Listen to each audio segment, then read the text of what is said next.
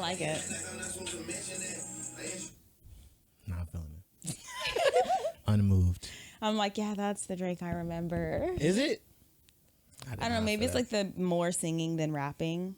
I see. For me. I guess I misinterpreted. I thought it was gonna be like content matter. Because when he was talking about that song, I said, I do not feel this Drake. It's his regrets and not regrets, like the things he has to say about in response to, I think, being maybe dogged out. Not dogged out, but you know that he not.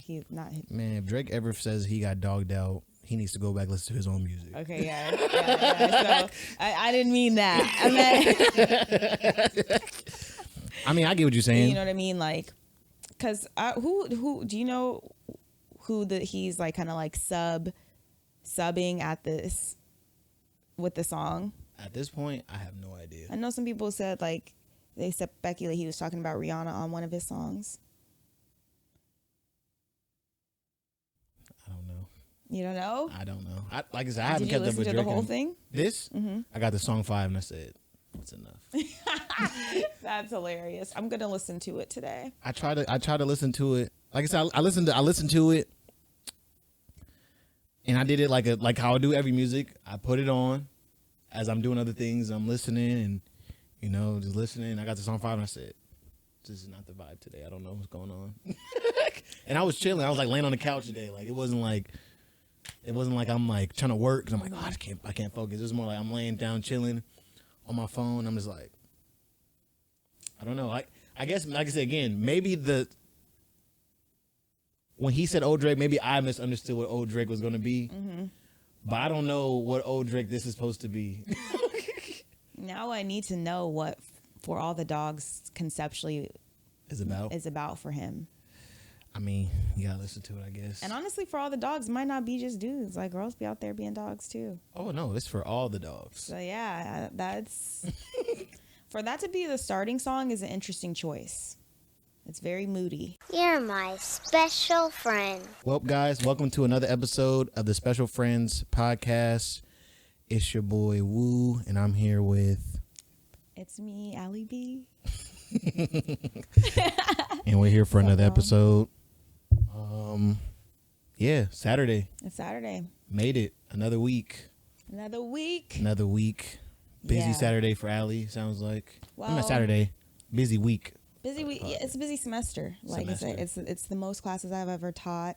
I'm feeling like I'm getting my second wind in it, but the first leg of the semester, first half of it, was definitely adjusting to the schedule and the demand, adjusting to kind of somewhat of a routine, at least going to class. But now it's about getting caught up on grading and just staying ahead of the curve. Would you do this again? Absolutely not. No, and I wouldn't recommend it to anybody that's teaching. I think 11 classes is unnecessary. Yeah. But, I don't know. I'm very competitive with myself. And I like to just see exactly how far I can go before I know it's like, okay, that's a bit enough. Much. That's enough in terms of my working. You know? That makes sense.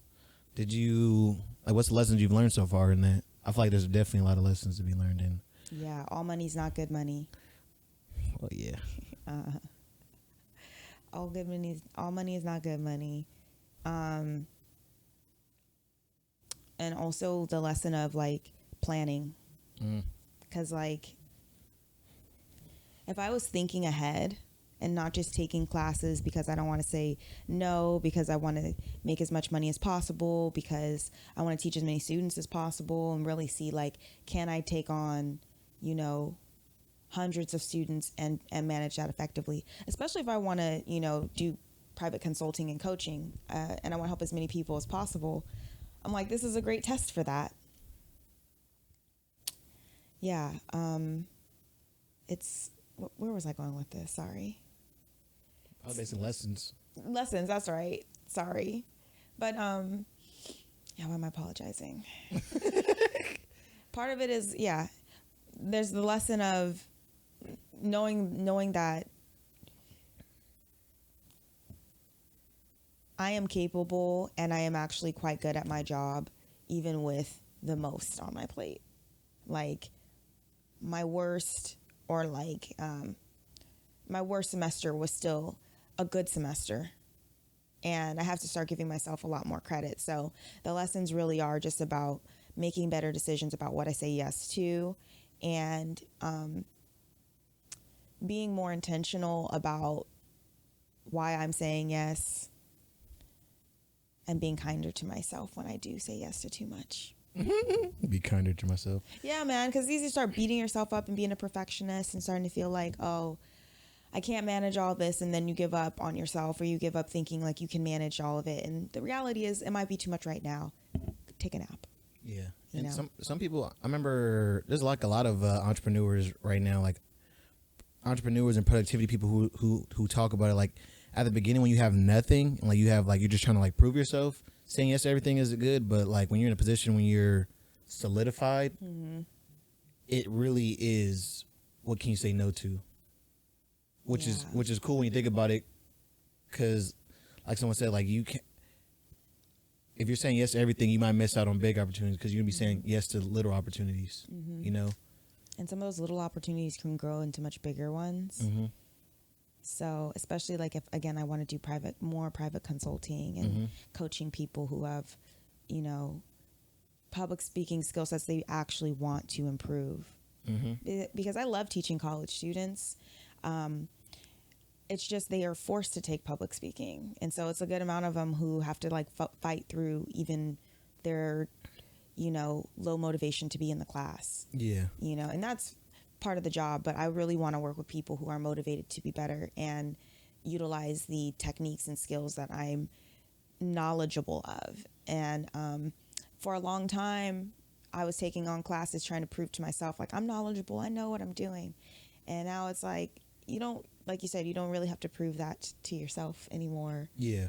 Or others. Exactly. You're established enough. That's pretty cool. To relax. Yeah. So next semester, I'm excited because I'm going to be teaching. I'm actually not teaching as much public speaking. I'm doing more interpersonal communication and group communication. How does that feel to be very exciting? Really? Very exciting. Really? Why? Because it's going to be more discussion. It's not so much about, you know, like public speaking and skill set development. It's like reflecting on the relationships around you, being present in the relationships around you. So we can do fun stuff like go people watch. We can watch movies and apply theories to the movies as to how, you know, people are using communication to come apart or come together. I see. You know what I mean? Like there's just a lot more, I think, a lot more space for activity and, whereas like with public speaking, the activity is speaking. Yeah, that makes sense. I feel like too that'd be cool because then you might be able to learn something that you can bring back to the public speaking. Like, oh, I did this. How can we evolve that into this? Yeah, because I want to do more activity in my public speaking also. But currently, I like to focus my teaching skills in 3 areas, and I learned this from one of my professors, Dr. Mark Stoner. He taught us that for good teaching, usually it's a balance of 3 things: activity, discussion, and lecture.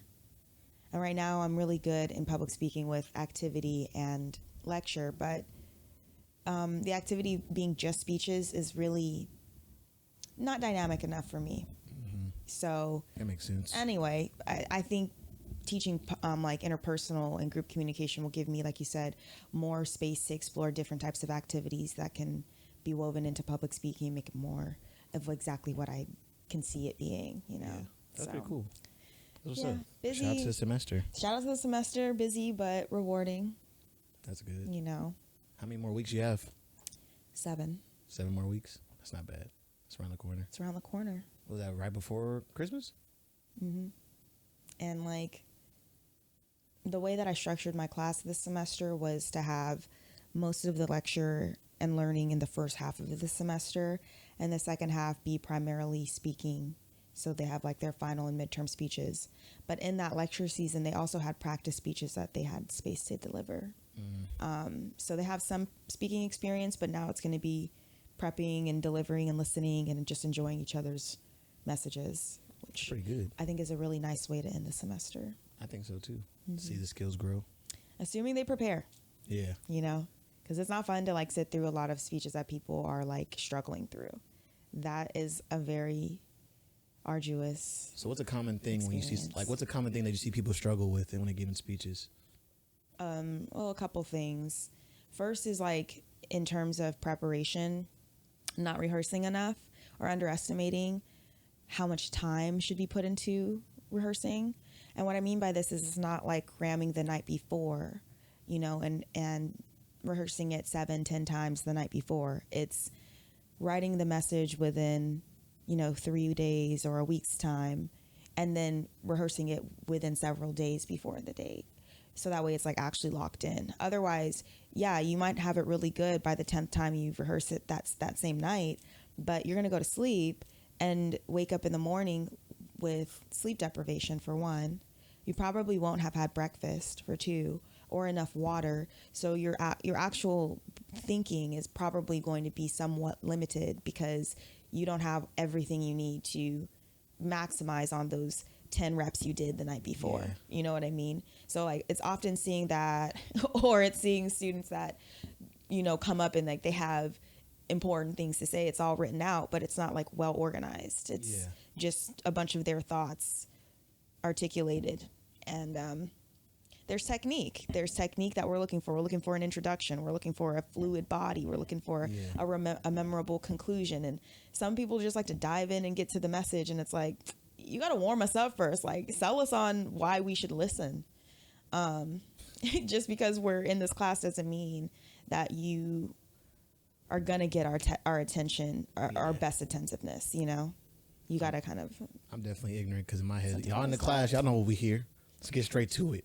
And that's the thing. Like, I feel like I take it more serious than a lot of my students. Like, I'm over here, like, really wanting them to have a skill that's going to transcend the class and really help them in work and all sorts of things. But a lot of them, it's like, it's not that serious. Like, let me get up here and read this speech. But some do eventually get it together because I draw the line at reading your speech. Really? Absolutely. Reading out loud is a completely different skill than delivering a speech. So I gotta ask you a question because I saw, who was it? There was somebody who recently gave a speech, and I found out they were reading off a teleprompter. Could you tell? Their eyes kept jotting away. Yeah, that's. But I'm a camera guy, so I pay attention to stuff like that where it's like you're looking at the camera and then your eyes jot up above the camera and or away, and I'm like, what are they looking at? And I was like, oh, they're reading something. Or like the traditional, somebody at the podium and they give their speech and they look down and they're just looking down majority of the time. And it's like, I don't know, like I was tripped out because you would think you would see that less in certain circumstances. Example, my girlfriend's graduation, the guy who was like one of the key speakers is, I won't say majority, it might be dramatic, but I definitely remember a significant time of him looking down and like reading a blurb maybe and then going up and expanding on the blurb. And I'm just like, you're like graduating people who got doctorates and you're like. And you're reading your keynote. Yeah, pretty much. Those are the type of people I want to help. Yeah. But you like have to want to be better, right? But in some cases, like teleprompters and manuscripts, those are essential to public speaking because, like, in some circumstances, scripts are important. Like, I like to use the example of COVID. We all need the same message. We don't need people reinterpreting the instructions and things like that. We need the same exact message across different states, different countries. So this makes sense for a teleprompter or manuscript, but like award ceremonies are a good example. I use this in my class. At award ceremonies, sometimes celebrities will come up and they'll speak freely from their heart, but other times they will read and it's like, just post it to Instagram. Like post so we could just read it ourselves on our own time. I see. Save us I don't know. For me, it's like lazy. I don't know. It's not just it's not lazy because sometimes it is anxiety, but when you're a star and you have the ability to like capture people on stage, it's just interesting like it to not put the same effort into being able to do that as a speaker. Do you feel like that's them, or you feel like that might be the association? Because I don't know. I'm just asking. I just think that's like society. I don't think society has a super high standard for public speaking. That's true. So I think people just accept, you know, people who read their speeches as if it's okay. But for me, it's like that's the, you know, least effective form of expressing yourself and your voice and a message. You know, I would say though, like when I think about, at least from my perspective, I do believe that, what's the word? How would I say this? I feel like when you're talking about like the standards low, I think the standards low because I think the biggest challenge that people see is that the fact that they even got up there. Exactly. Like, the fact that they're up there is like, man, I don't care how they went about it. The fact they got up here in front of all these people, I don't care if they're reading. Like, I would never go up there. I do recognize, I'm talking about this like it's not one of the greatest fears, human fears in the world. Yeah. I do. I forget about that sometimes. I know it, but you know what I mean? In like teaching it and helping people to address it, to me, it seems it's a fear that's so, like you can overcome it. It's when, you know, but yeah, you're right. I think there's a lot of empathy around that too. Mm-hmm. So, but for me, it's about getting my students to a place to understand that public speaking is not about getting the perfect message out. It's not about getting every single word that you wrote to prepare for the message out. Because the reality is, if you read it, most people are not going to hear every single nicely worded sentence you wrote. Yeah. They're going to feel and remember what you said, and you would benefit from putting more time and energy into just treating it like a conversation with a large group of people. Makes sense. You that know, makes sense. it's not story time. I give them tight. It's not story time?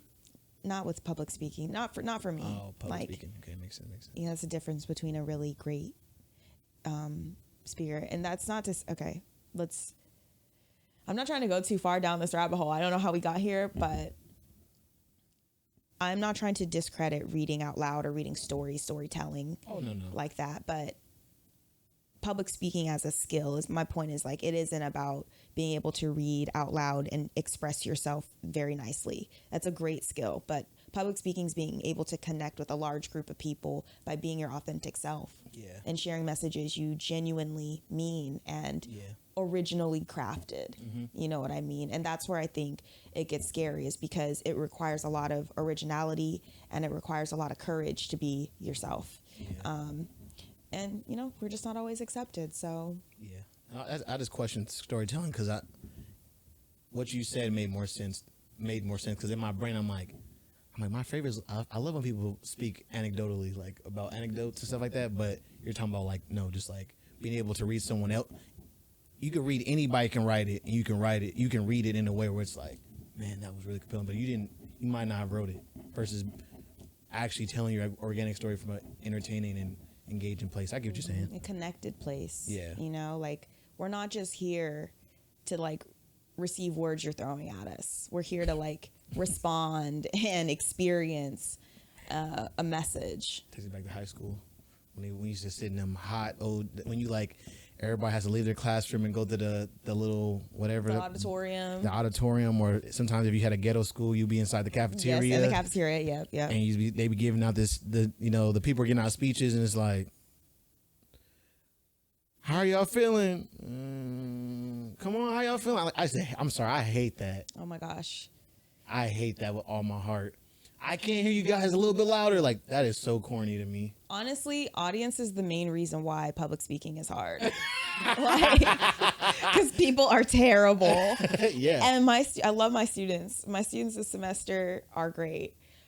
But they know that I give them a hard time about being kind to one another as an audience.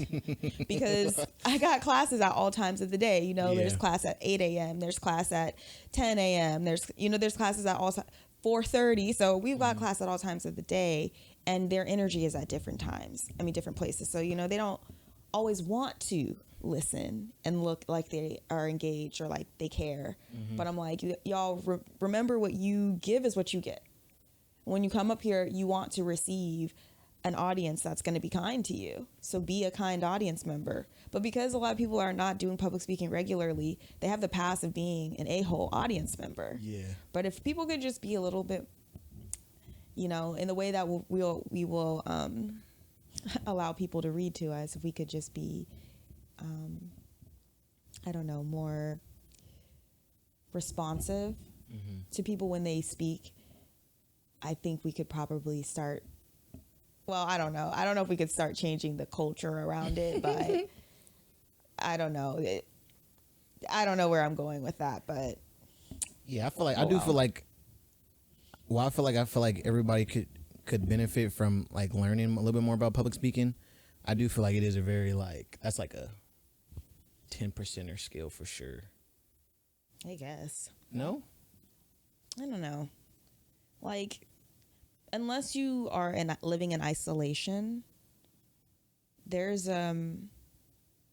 often gatherings, you know, and like the reason, I guess, I don't know. I don't know. Well, I only say that because like, especially when I think about like, we understand like when you say like, we understand like we'll talk to each other, but I think about how often do people like get a group of people and be like, I'm going to give a message to this group of people. Like, I feel like I'm pretty sure it's like probably micro situations where that happens, like, you know, being a manager and stuff like that. But like, I think it goes back to what you said at the beginning, where I feel like you have to want to grow that skill. And I don't feel like majority of people, they're like, want to grow that skill, yeah, or want to do speaking. Yeah, I feel like only like 10%, maybe 20% of people like, I want to get better at speaking to people. Yeah. Other people like, if they don't get it, that's on them. Yeah, and that's fine. But yeah, I mean, the thing is more of like, I think people should have the skill to be ready to do it when they need to, regardless of if they're going to have to use the skill often. Makes sense. And the reality is, even though I think it's seen very much as a professional skill, but there's so many personal environments like weddings and birthday parties and anniversaries where people are like, let's do toasts. My biggest fear. How exactly? But wouldn't it be nice to be like, yeah, let's go. I got a great story. Give me a little liquor, I can go up there confident and drop a good story. Most people can. I saw a lady. I went to a birthday party last weekend, 60-year-old birthday party. I remember a lady did give a pretty terrible toast. Not that it was what she said was bad. It was all over the place. Yeah. So you're just saying what came to mind. No structure, huh? like, you know, the joke. You know, joke people make. All right, hurry it up now. Like, it felt like that. Not like no disrespect to her, but yeah, you know, just I know what you mean. Obviously you're respectful, but it's at the same time like. But that's probably like my brain. Everyone else probably was in the moment like, yeah, she's been friends with her for 50-some years. I'm more like.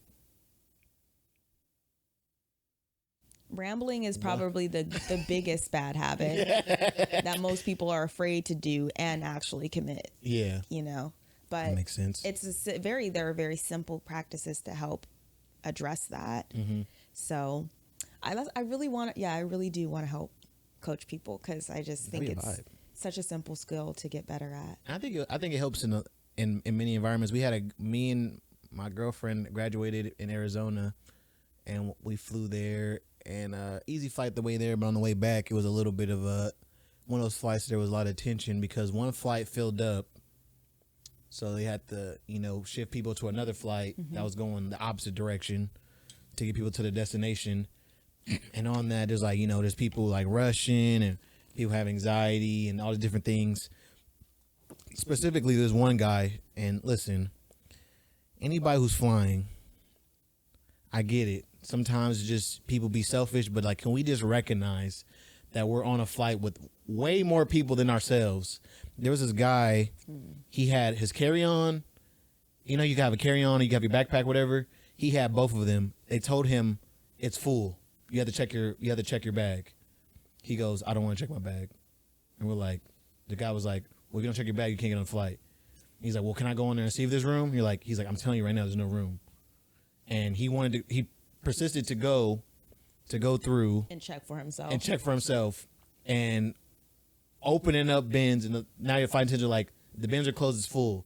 So he's like trying to find a place, whatever, and the guy's telling him like, listen, we have to go and you're holding up the flight trying to get your bag. Like, you either check your bag or catch the next flight. Like, what are we doing? And I guess he ended up checking up his bag, whatever. But like that, like, you get feel the angst of the whole plane, like feeling, because we're like, everybody sitting down. Last people were like, stragglers are coming on, and he's like the same one that everybody's seeing, like, bro, you were causing a ruckus at the front desk. You're causing a ruckus when we first walked in the plane, and now that we're all sitting down, you're still walking back and down, trying to figure out where to put your suitcase at, whatever. And I remember, so like the anxiety's high. I'm not tripping on it because I live in my own world, but like majority of people, like I can still feel the energy, like everybody's like lady next to me, she's a high school teacher, she's like, some people just don't know how to follow directions. Like, you know, like stuff like that. So like you can tell everybody's feeling it. And I remember the pilot comes out, which we usually don't hear much from the pilot.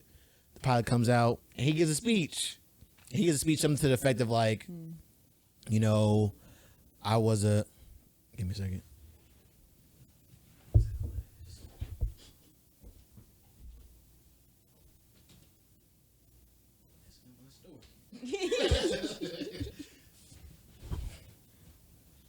What was I saying? Back to what I was saying. He gave a speech, and he gave his speech something to the effect of, I've been a pilot for over 20 years in the military. I used to fly an A-10 Warhog.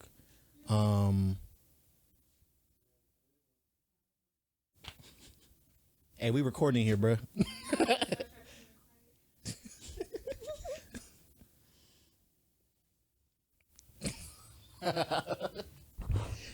Round two. Okay, he gave a speech. He gave a speech, and it was something to the effect of, I've been a pilot for 20 years. You know, I flew A-10 Thunderbolt in the military, which is like a gunner. And I had a fire team, and it was our job to complete the mission. He said, so now I'm a pilot, and you guys are my team, and we're in friendly skies. So, you know, I want you guys to help me in keeping the skies friendly. Blah, blah, blah, and gave a message like that. And everybody really felt the vibe. And they were like, you know, people started clapping and stuff like that. And I was like, that's what's up. Because it, like, you know, I'm pretty sure everybody also just felt the angst go down. Like, but me, I'm like, from like a leadership perspective, I'm like, that was fire. I love that story. Because I thought that was fire. I thought that was pretty good. I love that because I talk to my students about how, like, for example, with informative speaking, I'm like, what is informative speaking for? And they're like, to inform. And I'm like, nice. Yeah, sure. Okay, yes. Put most simply, yes. But it's really to bring people together and also respond to community needs. And in that time, like, the community really needed, you know what I mean, the vibes to be lifted after such a tense exchange to witness. Yeah. And it's that sort of thing where it's like public speaking is exactly that's not always a formal toast or an acceptance speech or a presidential speech. Sometimes it's, again, addressing a mass or large group of people in an airplane, you know, in a restaurant, anywhere that we need a mass of people to be on the same page. So I don't know, or motivated or inspired or informed. Exactly. I thought it was pretty. I thought it was. That's beautiful. That was to me where I realized, like, at least personally, why I want to get better at, just because, like you said, that makes obviously made the world a difference. Because now the flight's like okay, we're cooling. We're all getting. He's like to say, we're all going to the same place. You know, we're all a part of the same team to make sure this flight is friendly and getting to where we need to be in a timely manner. So let's do that. Exactly. Leadership. It was good. Yeah. Shout out to that. But on that vibe of not travel, public speaking exercises. Oh, yeah. Your favorite exercise is hot takes. Oh, yeah. Okay. So I wanted to bring back something we talked about before.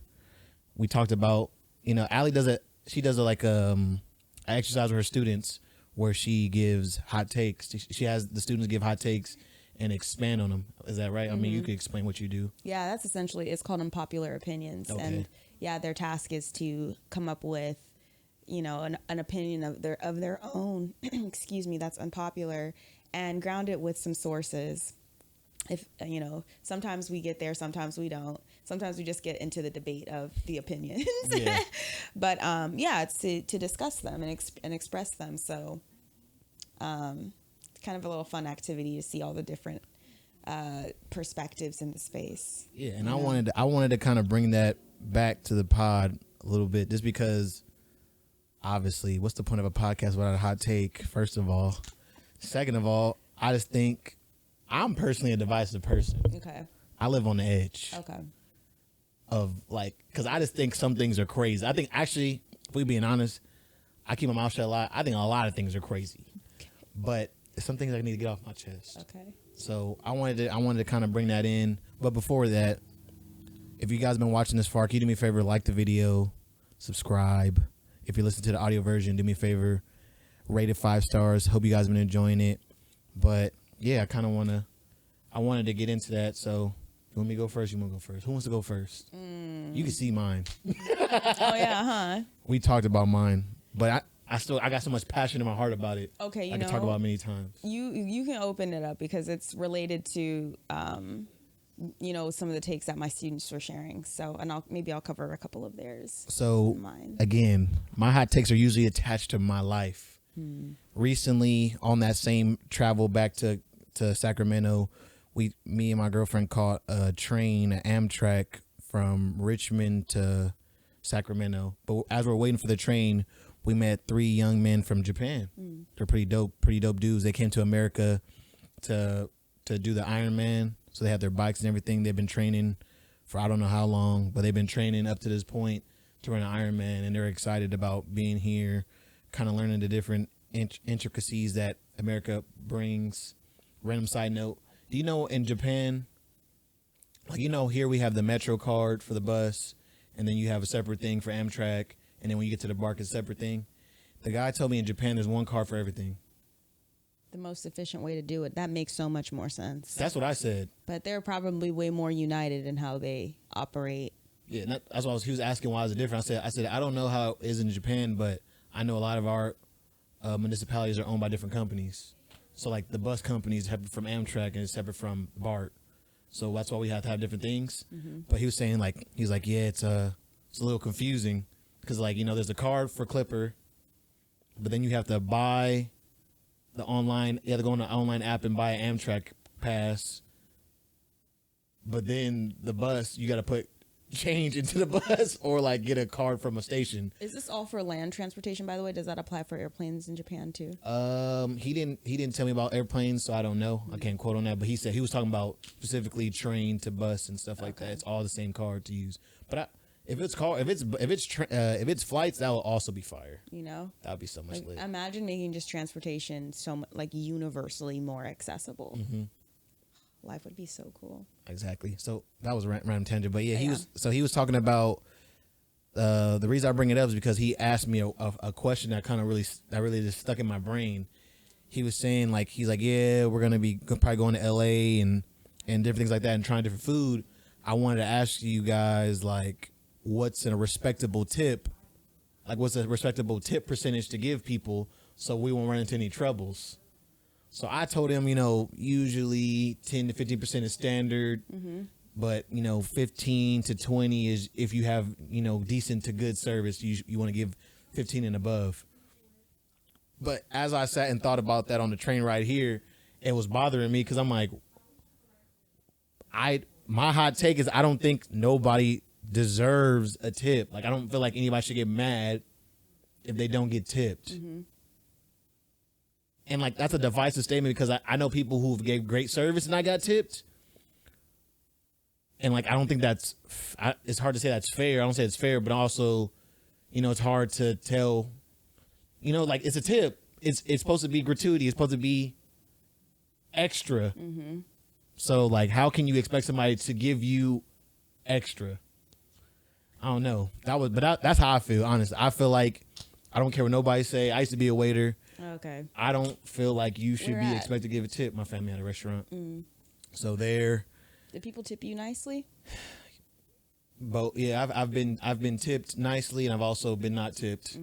And I don't know, for me, I feel like no matter if a person's going to tip or not, your service should not change. If you're a great waiter, you should be a great waiter. Period. You shouldn't be a great waiter because I get good tips. You should be, or you shouldn't be working harder to get a tip. You should be being the best version of yourself, period. Just be a good worker. Some people I'm not going to take care of them because they're not going to tip anyway.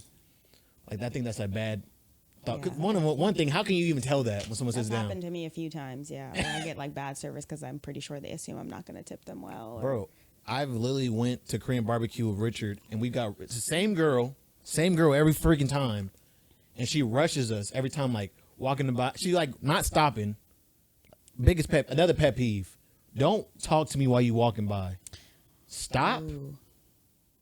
Or don't. Like keep it pushing. Like I'm talking about like it's literally like the walking and like, you need something? You need water? Like stop. It don't take that long to stop. Yeah. You need a water? And like let somebody answer the question. Don't you need a water? And reach for my cup. What if that wasn't water? Slow down. Yeah, exactly. Yeah. And that's what I said. So like, but even then, I still tip because it's like, You feel guilty. Like you got to be. yeah, and that's what you brought up. You said there's like a pressure.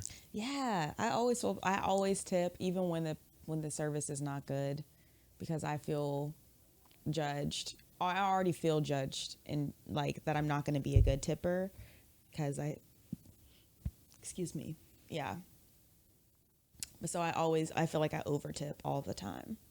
Man, But I agree. I wish that I didn't feel that pressure, so it would feel more rewarding when I do tip. Yeah. You know, but it's always things. It's also things like getting your nails done. You got to tip for that kind of stuff. And that's a place where like they expect mandatory tip.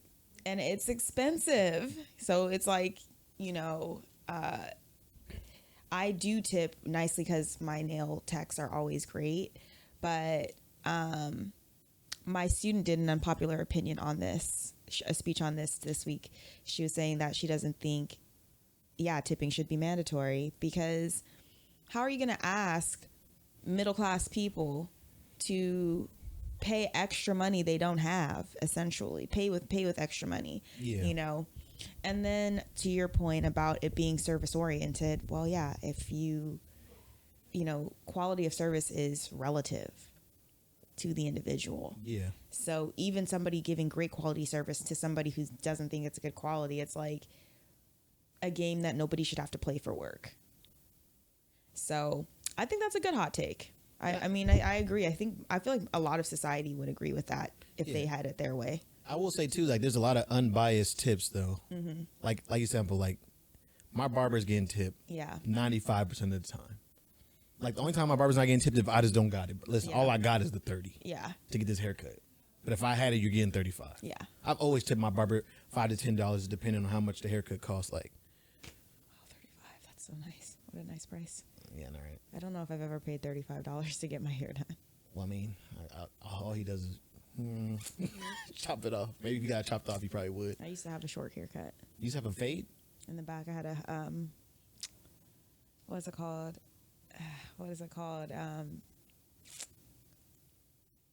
An undercut. Oh, I had an undercut, so it's right. short, but it was faded in the undercut. It was cool. It was cute. And it wasn't. How much was it?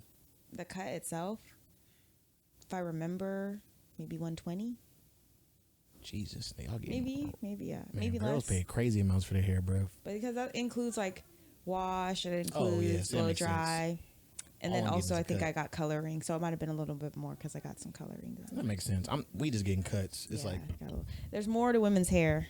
yeah, that makes sense. Loose end. I mean, what they call them? Still unfair because again, like the things that we're paying a tip on also is going to be significantly more. Mm-hmm. And so that's the other thing that makes me upset is like dudes getting mad about girls being particular about not wanting to spend a lot on dates and things like that, or wanting to be treated. But it's like when you think about how much women have to spend for the things that, you know, like clothing, like beauty regimens, which men will say, oh, those are like extracurricular. You don't need those things. But like those are self-care for us. It's not just like a cosmetic thing all the time, you know, like having nice nails makes people feel good. And so, but when you think about your nails and toes costing a good $125 after your tip, and you're needing to go every 3 weeks, like,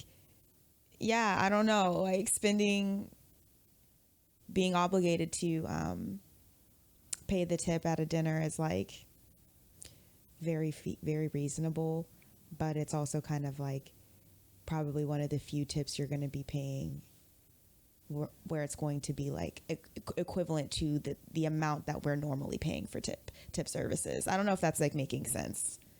Is it? I think I get what you're trying to say. I think you're trying to say that like paying a tip at a dinner is a little bit more manageable, is because the amount's going to be lower versus paying a tip when you have to pay something that's already $120. Like that percentage obviously is going to be just a fatter tip in general. I think women are probably spending more in tips, I think is what might be my unpopular opinion. Yeah.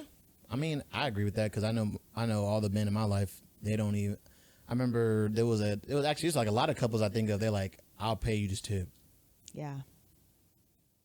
That sounds like a fair trade, but I think so too. Just in the general breakdown, if we're not thinking about couples, thinking about like how a lot of, not all women have. Are you saying women's, because women's, is their price points are higher? And the services that I think regularly engage Well, I mean, that makes sense then. The price points are higher, yeah. That makes sense because, I mean, like you said, yeah. And that's not saying all women engage in those sort of things.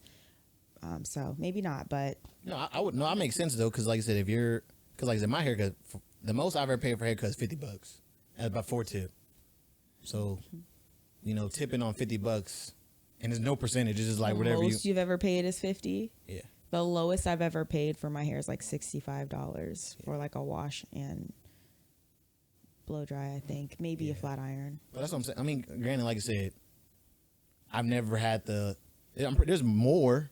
You can, like, if you want to get the hot towel treatment where they put the towel on your face and shave you with the razor and, spray you with the smell good, stuff like that. I'm pretty sure there's more. You can pay way more, but for me, like, nah, bro, listen. I get my haircut every 2 weeks. I'm not finna do that. Mm-hmm. Maybe when I get to that point and I can afford it, I also live within my means. Yeah, yeah. When I get to that point, I'll maybe do it, but right now, for me to do all that, like, if I pay $100 for a haircut, that's half of what I pay for food in my house.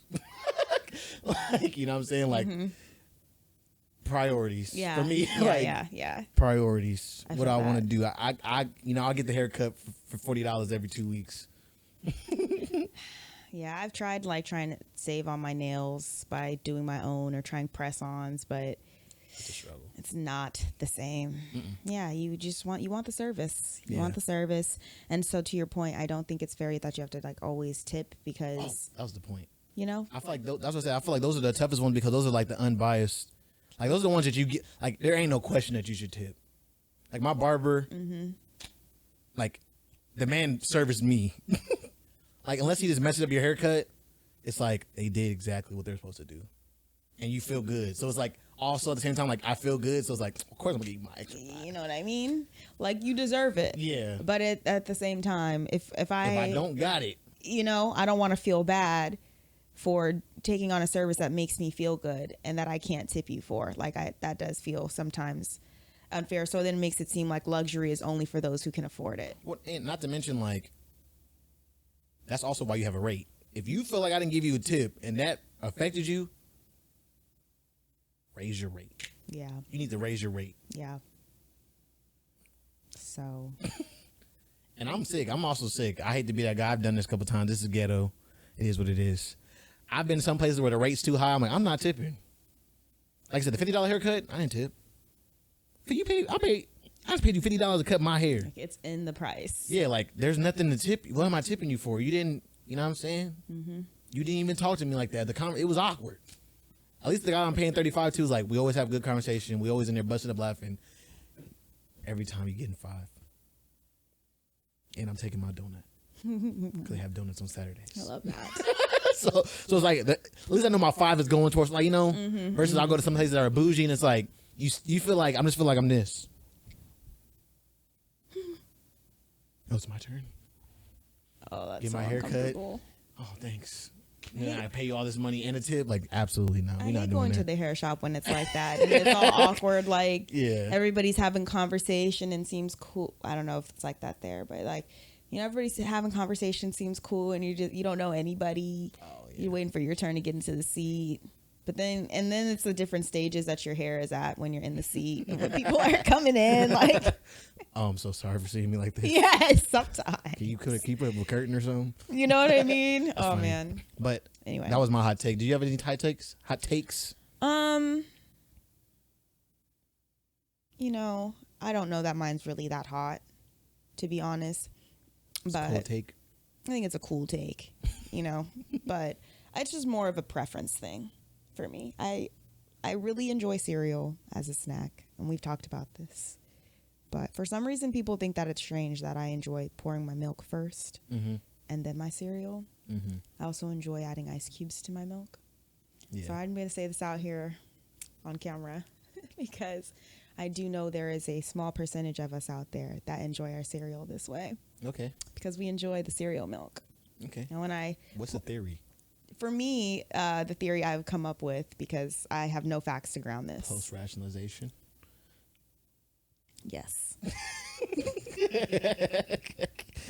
And pre this conversation, I've rationalized this a few times because people will be up in arms about it. Like, the milk splashes everywhere. You got to get all the cereal nice and coated with the milk. But the thing for me is I'm with the cereal for the milk, not necessarily the cereal. So I like to pour a nice layer, and you don't need ice cubes until not the water, but the milk gets room temperature, or it starts to get milk. It will eventually get room temperature, probably, right? So, you don't add ice until then, or you can keep it. You can add it before if you like it icy cold, because I like my milk icy cold. The point here is, you got to build up the cereal milk, and a lot of times people try to force it by putting too much cereal in at one time. It gets all soggy, and then it gets mixed into the cereal milk when you drink it, and I don't want all that. I want the flavor. I want cold milk. So I pour the milk first, about as much as I want to drink. Layer up the cereal, eat it one layer at a time, which means multiple bowls of cereal too. And then you get to the point where you can't really make any bowls out of it. Yeah. You know what I mean? You either finish it with lots of cereal, you eat a lot of cereal, or you drink it all and you're full. So my question is, how many layers of cereal until you're done? It's kind of like the Tootsie Pop question. I don't know. Maybe 4. 4 layers? Jesus. It depends on how hungry I am. I'm not saying there's a lot of cereal, because I feel like if you're just coating the top, that's not a lot of cereal. That just sounds like a lot of work. It's just like you eat it, you pour a little bit more. Eat it, you pour a little bit more. Man. And I just don't like soggy cereal. I really, really don't like it. And except for Cheerios can be mildly soggy because they still have a crunch to it, but they're dense. I don't know. It's a preference thing. Yeah, nothing wrong with it. Yeah. To me, it's just more like like I said, when I'm eating cereal, I'm usually big old Tupperware bowl.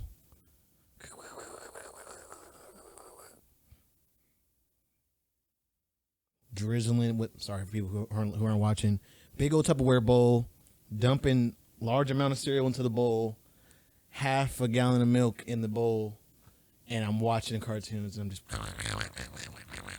or I'm watching something or playing a game, so I'm just playing video games. What's your ratio? Is the milk 1/3 milk, 2/3 cereal, or I'd play it by eye. I don't know the exact ratio, but I say like this. I pour the milk just until you can start to see the milk raise above the cereal, and then I stop. Because then the cereal starts to raise up. I'm not the type of person where I don't want my cereal drowning in milk. I want... Do you think that's most people? Huh? Do you feel like that's most people? That's a good question. I don't know. Because maybe that's why people are up in arms about this, because I love my cereal drowning in milk. Really? Yes, but I don't want it soggy. I like more cereal than milk. If I had the ratio, it's maybe 1/3 cereal, 2/3. 1/3 milk, 2/3 cereal. No, yeah, opposite for me. And same with root beer floats. So you like more root beer than float?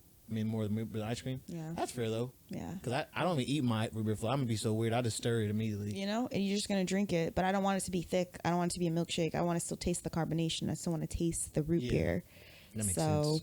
I have weird eating things like that where I just have particular preferences. So my hot take is very lighthearted, but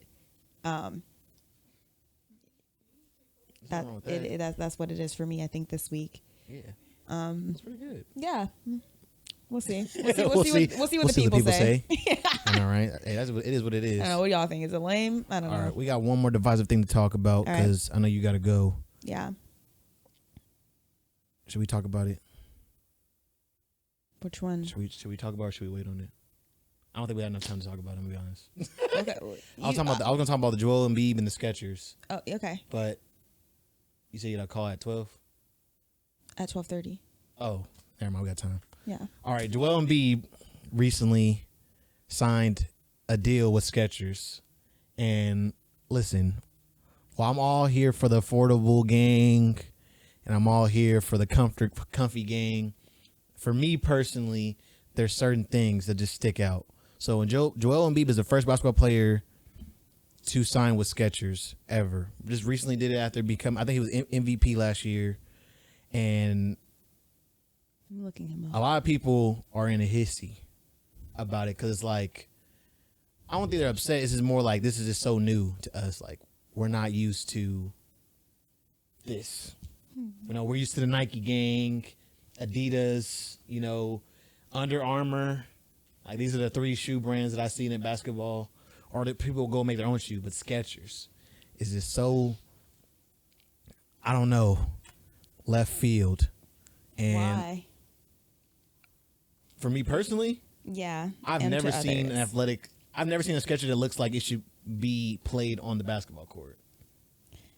They always, the SKETHCERS in my brain are always bulky, so I'm like, absolutely not. Too heavy for the basketball court. Too heavy. You don't think Jordans are bulky?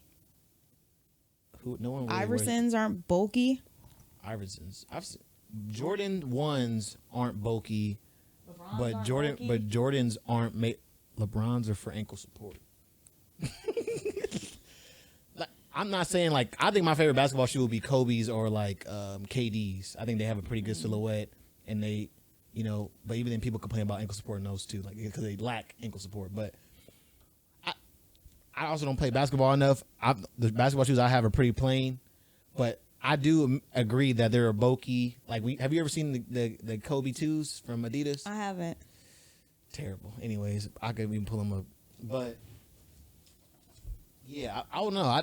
What are your thoughts on it? Let me ask you, what are your thoughts as a person who, I don't know. What's your thoughts on SKETHCERS in general? Maybe we should start there. I wore SKETHCERS as a kid, first of all. Okay. So I'm not mad at it.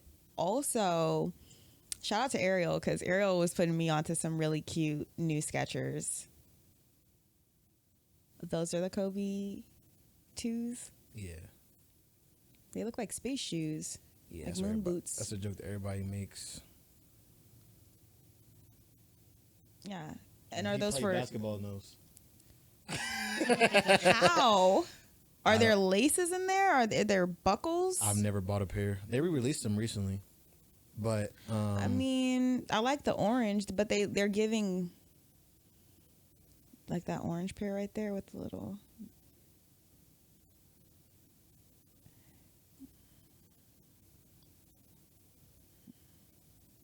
I don't love them. We all don't. But you were saying shout out to Ariel.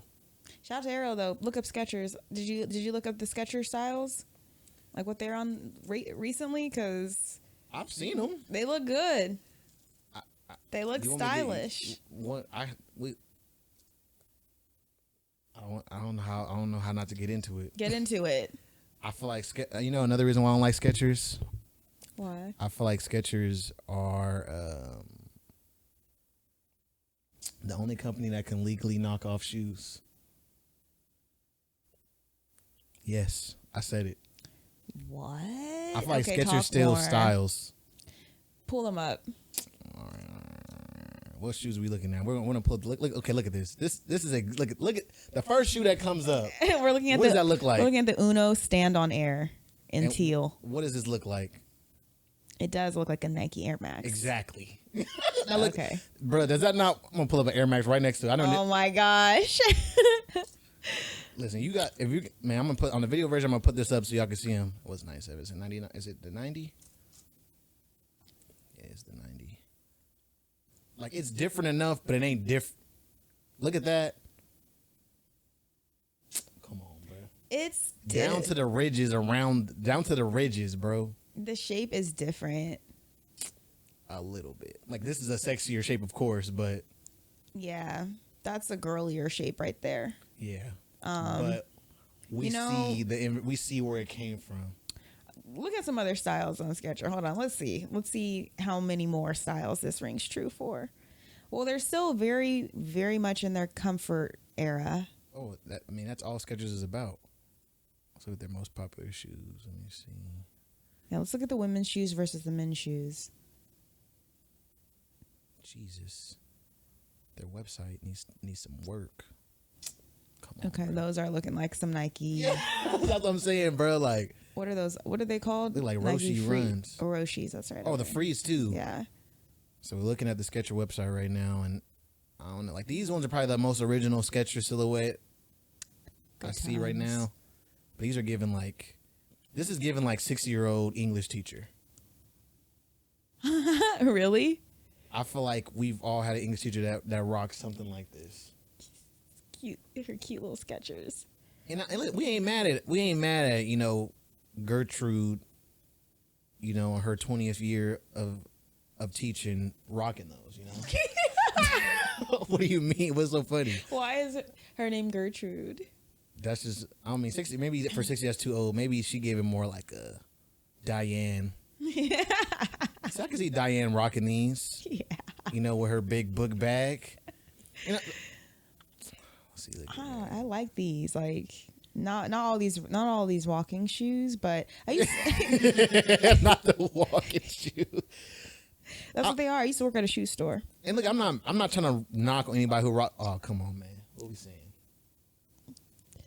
Well, those are pretty good for like if you live in the mountains. These are giving fugs though.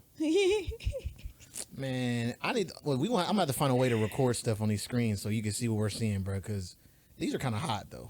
Yeah, I like both those. Now these boots at the bottom. Those are just classic combat boot styles. Yeah, those are just. I don't know that you can say they. Okay, well, they didn't steal these though. These are just. You can't steal a silhouette. Like you can't steal a boot. I feel like Skechers does a good job of making the average popular shoe accessible.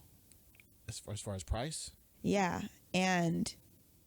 Well, yeah, price. What is that at? 90? Let me see. 130 for the Nike. 120. 110 for a running shoe. 100. So you only saving like $10. Like, listen, I'm not trying to knock Skechers. This is turning into something bad. It's a slow realization for me. Listen, I'm not trying to knock Skechers, bro. I'm not here. What did Skechers do to you? I didn't do nothing. Listen, Skechers didn't do anything to me. The community did something to me. Okay. Well, I think the problem is you don't think that, and people don't think Skechers is as cool as Nike or Adidas. And for that reason, people have an issue with a very cool basketball player choosing a less than cool shoe brand. I don't think that. It's surprising. I didn't expect it personally. Because he's not like everybody else. No, I didn't like. Again, just let me look up one more time. Does Skechers have a basketball shoe? That's the thing. A good like, one. Let's look at that. Yeah. Because example, when I think of Skechers, I'm thinking of because Tony Romo has a Skechers. Snoop Dogg has a Skechers. That's probably why he chose Skechers, is because there's space for him to actually create some new product, as opposed to like going into a brand that already is like, overly abundant with options in that shoe. This is what happened when I talk about basketball. If you step on the court, man, if you listen. I can't play basketball in my Skechers. I'm just not on the professional court. Why not? Do you think? Look at this. This sole does not have any grip. Come on. Probably does. Bruh. That's a running shoe. Okay. Well, you can always just spray some grip on there. Holy moly donut. Or anti-slip grip. But anyway, I'm getting besides the point. Okay, yeah. if we want to get into the conversation of why I personally don't like Skechers, it starts with the childhood trauma of people wearing Skechers. And actually, one step further, the demographic of Skechers is that I've seen growing up was mostly Caucasian. It wasn't my brand. It never was my brand. Yeah. I was an N1, Shaq, Nike, Jordan, and then now as I get older, Adidas, New Balances, like neutral zones. So Skechers was never my brand in the first place. It was never our brand, to be honest. So let's just be honest about that. As I got older, when I realized, I walked, I don't know if you ever did this. You go to like a outlet mall, like Tulare Outlet, Gilroy, these outlet places, and you just walk around. As a kid, it was funny to walk into the Skechers store to see what Skechers silhouettes they had. And in that, I realized that Skechers steals silhouettes from other brands and just sells them for $10 cheaper. And folks just wear them and they don't care because they don't care about silhouettes. Only niggas do. And I'm or just like, brands, for that matter. But if that's the case, it might not. Just go wear the Express shoes. Well, and some will. And some do. Yeah. I've seen them. Those are nice shoes too. They are nice. I don't because I grew up in I had Fat Farms. Did you ever have those? I've seen them, but I never wore them. Those are fire though. Yeah, I used to wear I had these pink Fat Farms when I was a kid, and then, but I grew into cooler tennis shoes because I actually feel like my Skechers were pretty cool because I think they were the wheelies, or the Heelys. Are Heelys Skechers? If Heelys are Skechers, I'll rock with Heelys. Like look up Heelys. Oh, maybe they were just Heelys.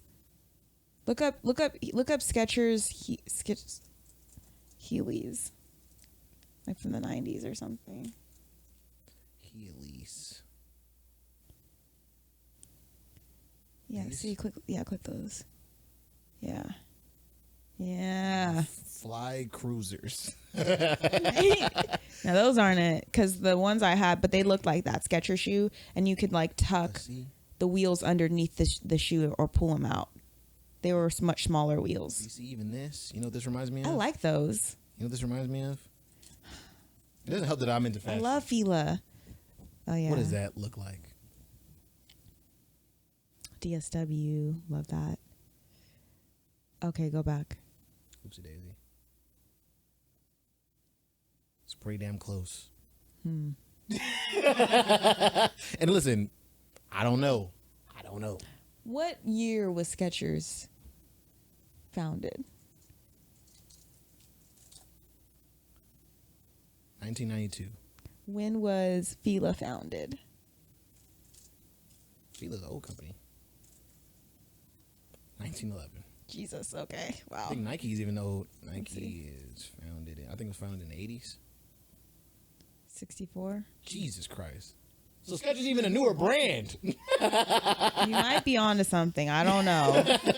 Listen, we might just crack the code. Skechers would be probably just the, blueprint for other things like DSW. Well, not DSW, but what's that? Just Fab, who I also very much love. But Just Fab has kind of something similar, I think. Like they do similar things? It's a shoe subscription, but they have Just Fab brand shoes that are styled very similar to popular shoes, popular brands and stuff like that. So I feel like it's common to borrow. But my thing is for you feel like that's the foundation of Skechers. Well, I'll say it like this: you ever been to H&M and they have the fake Yeezys, or the fake other shoes, or I shouldn't say fake, the cheaper alternative to other shoes. Mm-hmm. But the price tag also matches. Yeah. You're getting fake Yeezys, but they're $20, $30, $40. Mm-hmm. I'm not mad at that. Do what you got to do. I've seen a lot of Mexican aunties rocking the fake Yeezys that had the light up. I'm not mad at you rocking it because I know you. It's not like you're under impression that you were getting. You know what I'm saying? It's $40. It's cost effective. It looks decent. Cool beans. I'm not mad at you. But when Skechers is like you said, Skechers is not cheap. Well, $9 is not cheap. What Skechers has going for them is comfort, and that is something that isn't universal with the other shoe brands. Are Shape Up Skechers? I don't know. We gotta do some research today. Are Shape Up Skechers? Do you remember Shape Ups? They were. Destroyed everybody's back. Oh. Yikes. Did you hear about? You didn't hear about that? I didn't. Yeah, Skechers Shape Ups, like they were meant to be like this. Like I said, I guess I think remember about when they were Skechers out, are though. supposed to be walking shoes, so that makes sense. Respect to their walking origins. That's I why. guess. That's what I was saying. Yeah. But I remember the Shape Up. You remember. This was like the Shape Up to me is the lady who works in the front office at every school had a pair of these walking around the desk, and she was a little bit. Her BMI was on a little bit on the high side. You know, like she wasn't the skinniest thing, but she had 2 kids, so she she still had baby weight. She'll walk around. She had the Shape Ups because it helped with the. Anyways, she had a pair of these Help on. with her fitness goals. Yeah, like, but I remember hearing that Shape Ups ruin people's back. That's wild. Listen, let me make sure. Let me not misquote. I remember when those were popular. Ruined my life. Oh my God. I typed up Shape Up, ruined, and then the next one was ruined my life. I spent 80 days trying to get abs and it ruined my life. I don't got nothing to do with Shape Ups. We gotta find. We'll find a Zoom. But anyways, I was just saying. I do. I do. To Shape Up. I do remember wearing Skechers. I think during my uniform days when I was a kid. So I don't know. I don't know. I don't have any Skechers slander to offer in this because I like what I'm seeing here. Yeah. But I do think it is a compelling point to make in terms of borrowing, styles and silhouettes from other, brands. Well, so example, like, and I guess the reason I might be passionate about it because I did read a book not even a year ago, months ago, and the book it's a book by, I got it on the shelf. Let me see, where are you at, Dapper Dan?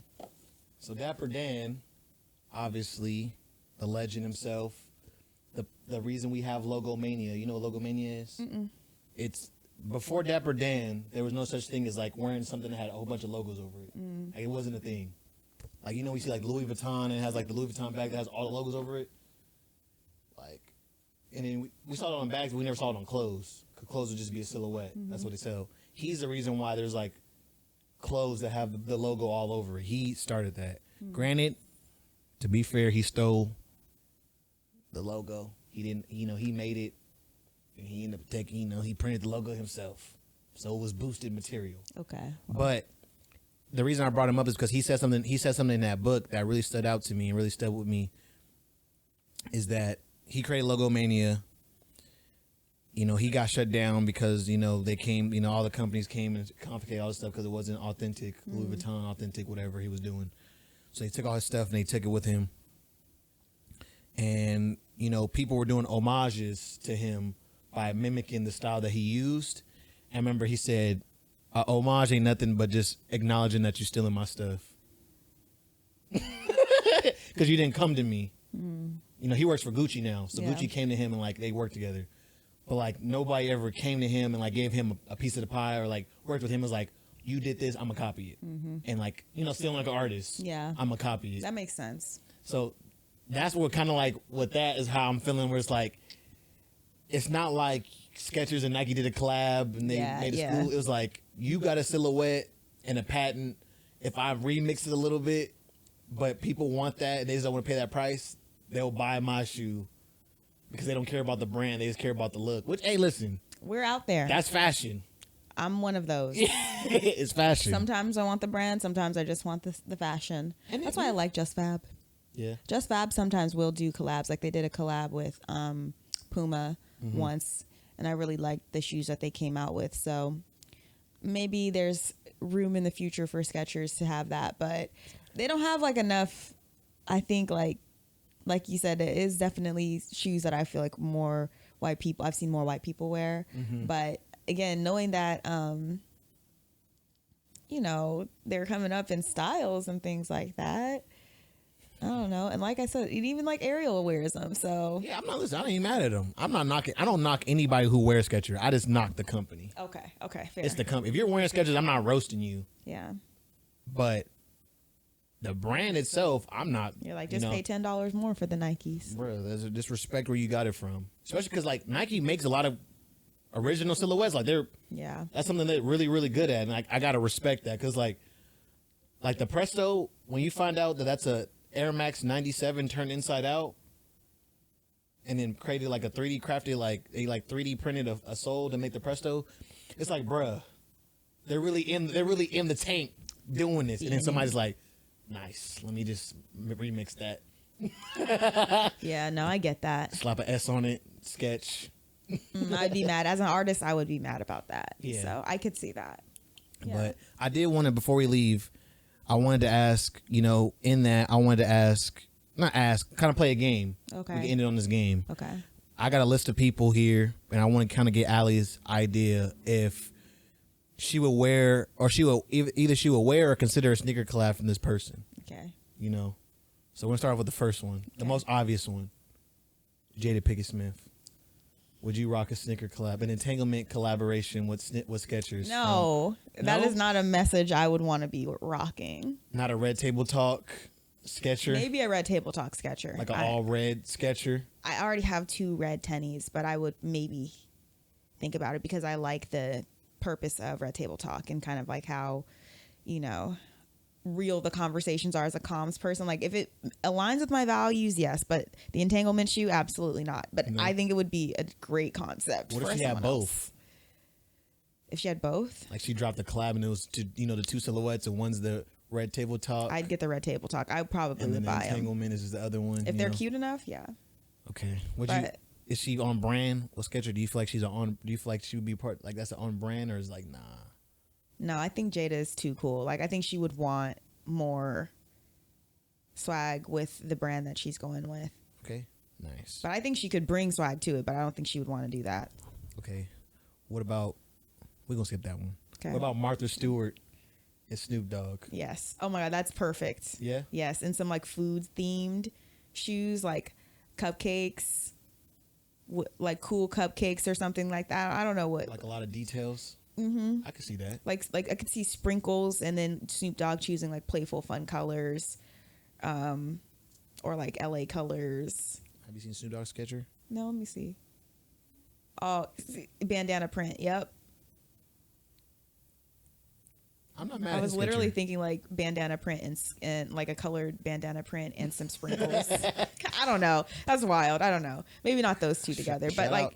You know what I'm talking about? Shout out to him. Like patterns that represent Snoop, patterns that represent Martha, and like seeing them put together on some shoes would be kind of dope. I think that'd be a good time. What about Rick Ross? I personally love the idea of Rick Ross in a Sketcher. I can't imagine him stepping into his Aston Martin with Skechers on. That's because you're thinking of current Sketcher. I feel like he'll make if he can make like a sleek leather Sketcher. Well, yeah, I could see that. I could see him stepping out, with the like a burgundy oxblood. Yeah. Like a leather oxblood Sketcher, and he's like, presents it as like a, part of luxury is about being comfortable. Especially, yeah, I could see that. Real leather, something about the quality of leather that he used for the shoe. I could see him pulling something off like that, especially seeing Snoop Dogg's Sketcher. Yeah. There's potential. I wouldn't buy it, though. I obviously wouldn't be in the market. No, unless he came with some, like, Sketcher heels. Oh. Ew. Don't wear those. Please don't. Sketcher heels? That's terrible. What about Tiffany Haddish? Yeah, she'd come up with something good. I think Ariel said that would be a good rebrand for her, and I agree. Yeah, 100%. I feel like that would be her audience is, we love her too, but she does have a heavy white audience. I think people would like a Tiffany Haddish shoe. Oh yeah, and she could get away with so many fun colors. She could do Tiffany blue. So she don't anyway. But another one I said was this one actually CJ brought up. Shout out to CJ. Dave Chappelle. I don't know about that one. Like I could see it. I could see him wearing Skechers, but I don't know about him getting a collab. I could see him being a sponsor. Yeah, I could see it. I don't know. I could see it. I don't know. Seeing Snoop Dogg's shoe, I could see it being possible again for Dave Chappelle. I don't know what it would look like or how it would be different than this though. Like all I see that for Dave Chappelle is the Snoop Dogg shoe is called Double G. I could see that in like olive for Dave Chappelle. Let's see what you got. What's the other one? Oh yeah, that's crazy. Is that leather? Oh yeah, it is leather. It says leather. It's navy. Jesus Christ. Yeah, maybe like Dave Chappelle's would be like olive leather or something like that. Like a brown. Yeah. But what about Guy Fieri? Yes. And like you said, with flames going across the side. If we don't have flames on there and on the sole says Flavortown, like On My Way to Flavortown or something, like that's the best suggestion you've made so far. Honestly. And I would buy those. Yeah, like I mean, I'm not mad at a Guy Fieri shoe. I don't know why he don't got more. Does Guy Fieri have stuff? Does Guy Fieri have merch? We need more Guy Fieri merch in the world. Where is Guy Fieri these days? I don't know. That's a good question. Why am I in all caps, by the way? Oh yeah, look at that classic tee. Like Temu. Yeah, you gotta have flames on it, bro. Just Skechers is make a shoe, slap some flames on it, like old school '90s hot rod flames on it. Oh yeah. That says On My Way to Flavortown, or just Flavortown on the sole. Flavortown, that's it. Yeah, just Flavortown. Flavor. That'd be good. That'd be a good shoe. If y'all still there, just make sure y'all send us a check, okay? Let me see. I think this is a good one. Soulja Boy. Yes. How do you feel about it? What would it look like to you? That's the hard part for me. His would be a white. His would look like Air Forces. Yeah, I can see that. I could see his looking like Air Force. Mm-hmm. But like, I could see him including some kind of like, either like medallion or something like that. Because he likes a lot of bling, or like chain, like including chains into it or something, or maybe like the rings where the laces go through are made from brass chains or something like that. I don't know. Fire. Like maybe like the like the bottom shoelace is like a chain, maybe. Yeah. Or else in the back of the shoe, one of the two. Mm-hmm. That'd be fire. Like hanging off the back. Yeah. Or making it look like there's like a metal hanging on the side. I think Soulja Boy will be able to sell the shoe more than anything. 100%. I don't know if it'll probably I don't know what it'll look like, but I think Soulja Boy will be able to sell that fucking shoe. Yeah. He'll be able to turn around. You can't Big Draco. If anything, it would become like something people collect. Oh yeah, for you sure. Know what Just I to mean? have it. Just to have it. Okay, I'm gonna do two more. Megan Thee Stallion. Yeah, Megan Thee Stallion can do anything pretty much. It seems like. I just feel like it would just be good branding. Yeah. Not for her, maybe for the brand, like like hot girls wearing Skechers. Mm-hmm. They do seem like a nice summertime shoe to rock with your Daisy Dukes. You're gonna be walking around at these festivals that you're shaking. You're behind that, so you need the shoes. Meg Thee Stallion's music. My back shots sound like bongos. The Stallions need something to run in, something good to run in. Yeah. So walk around, twerk around, rock. You gotta, when you make your rounds around the club, trying to run away from the terrible guys, you need shoes. I could see to cushion those steps. Meg coming up with something pretty fire, but I foresee her not with Skechers. Nah, I mean you never know. I don't know. I like the Kai Cenat one. I think I could see that. Kai Cenat? Yeah. Nah. You don't think so? Kai, I feel like he's so clouded up for him to get Skechers. This would be. I feel like he'll do it as a troll. I see Kai Cenat doing a Skechers collab as a troll, and it sells because it's a troll. But I feel like. But I could also see them being actually fire and it be a troll. I was gonna say, I think he'll do it as a troll, but he'll make the fire shoe. Mm-hmm. But it's like the trolls at Skechers. Like if you want the fire shoe, you got to rock Skechers. Like what you gonna do? It's kind of like the Kai Cenat effect. Yeah. So it's like, that's the tough part. He intends to troll, but it turns out to be good. Like when he went to New York. Oh, that was crazy. Crazy, right? Like, so, but yeah. What was the other one? What was the last one? Last one was Ray J. I think Ray J would sell the shit out of a Skechers. Yeah, that'd probably be a good rebrand for him too. family friendly, father focused. I could see him having like a father focused shoe or something. Common. Yeah. You know, like I feel like he'll still try to elevate it. Like I think he'll try to make it more like, I think he'll probably go more like a casual everyday wear type of Sketcher. Yeah. But something that's kind of still sophisticated. Yeah, something that he can still walk. You know, you can still step out in. To it. Yeah. Something that'll have some kind of function to it that just like no other shoe has. Out of all these people, I could see Ray J being the one that would actually like appreciate a collab with Skechers the most. Probably respect it. Mm-hmm. And like try to make the most out of it. Yeah, I can see that for sure. But yeah, I think that's. You got any other thoughts on Skechers? A lot of Sketcher talk. Not a Sketcher talk. No, I'm a fan still. Are you buying Skechers anytime soon? After the shoes that Ariel showed me, maybe. You might see me after Christmas time with some Skechers on. I don't know. Hey, I might put it on my wish list. I'm not hating on you. So we'll just see. Hating on the company. Yeah, well, then so I'll have to ask you what the originals were. A couple, I guess, I figured out myself, so maybe I can do that myself. But yeah, I mean, it didn't come as organically that. So now I'll be paying attention. Yeah. We'll see. We'll see. Yeah, but well, guys, anyway, appreciate you as always. Do me a favor, you enjoyed the podcast. Like again on YouTube, comment. Subscribe. You know, if you're listen to the audio version, do me a favor. Rate it 5 stars. Help us out. Yeah. Help us out. We need more ratings. We want to get this recommended to people. Yes. And it's with your guys' help. Also, thank you.